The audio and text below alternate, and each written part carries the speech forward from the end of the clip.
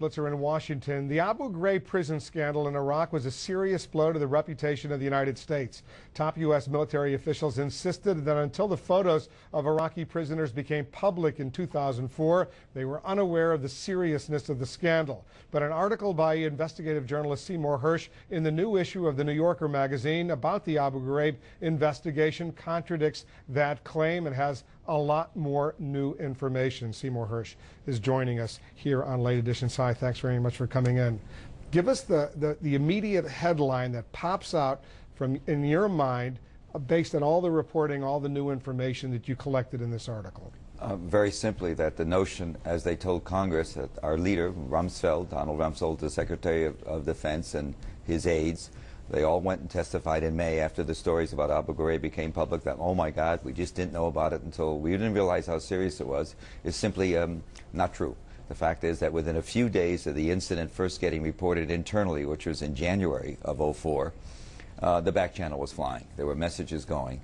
And the back channel showed very clearly, the documents, the actual cables show that Rumsfeld and his aides and Wolfowitz and his aides and the director of the Joint Staff, all these senior people in the Pentagon were getting very detailed. They didn't see the photographs. They were getting verbal accounts of the photographs that made it very clear. It was taken very seriously within days from the top to bottom in the government. And there's a quote that you have from Major General Antonio Taghuba, who was in charge of the investigation, a two-star U.S. Army general, highly respected. He was brought in early on to investigate. Then on May 6th, 2004, he's at a meeting with Rumsfeld, Wolfowitz, all the top brass at the Pentagon, and he's told you in an interview on the record with you in this new article, he said this: I described the naked detainee lying on the wet floor, handcuffed, with an interrogator shoving things up his rectum, and said, that's not abuse, that's torture. There was quiet. Now that's what he said, according to himself, on May 6th. Here's what Rumsfeld said the next day on May 7th when he was testifying before the House Armed Services Committee. It breaks our hearts that, in fact, someone didn't say, wait, look, this is terrible. We need to do something to manage the legal part of it was proceeding along fine. What wasn't proceeding along fine is the fact that the president didn't know, and you didn't know, and I didn't know. And as a result, somebody just sent a secret report to the press, and there they are.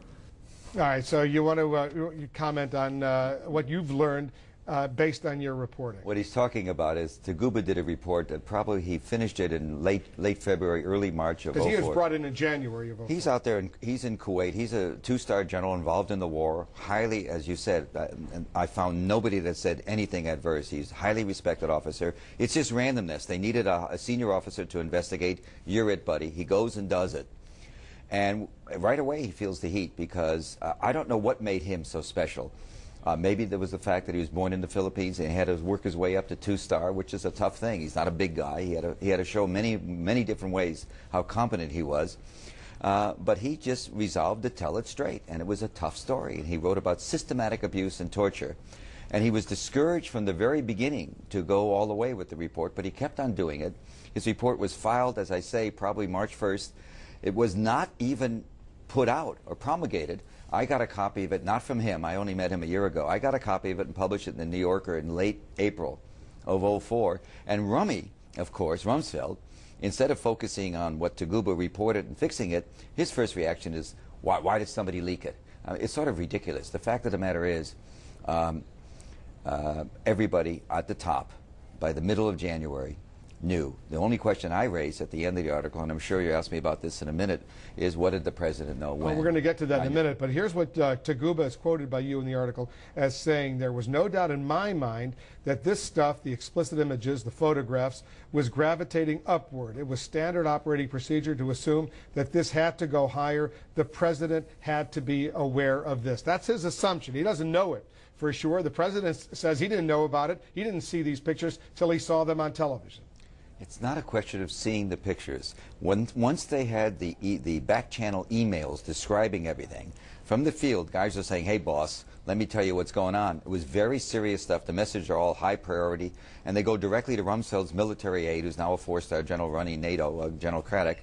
And the question is, Rumsfeld acknowledged, sort of in and out, it was unclear in his testimony exactly when he told the president, but certainly by March he's saying he's talking to the president quite a bit about this. This is before your article breaking the story. Oh my God, 2 months. Yeah. Is it possible? You know, the question you have to ask about the president is this. No matter when he learned, and certainly he learned before it became public, no matter how detailed it was, is there any evidence that the President of the United States said to Rumsfeld, what's going on there, Don? Let's get an investigation going. Did he do anything? Did he ask for did he want to have the generals come in and talk to him about it? Did he want to change the rules? Did he want to improve the conditions? Yeah, what's the answer? Nada. He did nothing. And you know what it meant? Inside the chain of command, the military, you get a bad case like this, it's all known inside, nobody at the top says another word to you, everybody understands one thing. This is not a way to get ahead in a career, to start being very tough and detaining. Here's the White House response. We asked the White House for a response to your article. The president addressed this fully. He first saw the pictures on TV and he was upset by them. He called for the investigation to go forward. He found the actions abhorrent and urged the Defense Department to get to the bottom of the matter. It's not when they saw the photographs. It's when they learned how serious it was. They were told in memos what the photographs showed. They showed this, they showed that. And you know something else I wrote about? They showed other, more sexual abuse than we knew. Sodomy of women prisoners by American soldiers, a father and a son forced to do acts together. There was more stuff that's been made public. And you didn't need a photograph if you get a verbal description of it. And it's quite explicit. It's reprinted in the New Yorker article. They knew very quickly this was bad. One of the most disturbing parts of the article is the way General Taghuba, after he filed his report, was treated by the U.S. military, by the U.S. Army, effectively forced out. At one point, I believe you wrote this, basically he was told to get out. What happened was he was in Doha, working as a two-star general involved. In Qatar, involved in the war, forced, and he was supposed to go. His assignment was to be in June to go to the Third Army headquarters.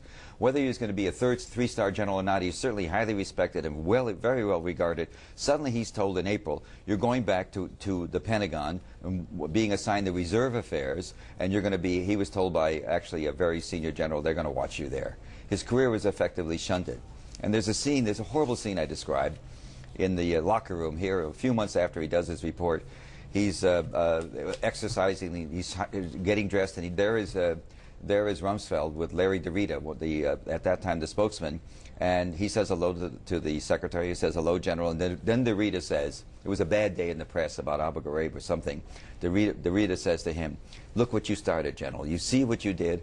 And as Taghuba said to me, it's as if I'm the problem now. We got a reaction from Larry DeRita to that element. He said, "General Taghuba managed a difficult assignment to the best of his abilities. I never heard the Secretary express any view other than that about General Taghuba's work. General Taghuba's assertions to the contrary are unfair and wrong." Seymour Hersh, we got to leave it right there. Unfortunately, strong article as usual in the New Yorker magazine. Thanks for coming in. Glad to be here.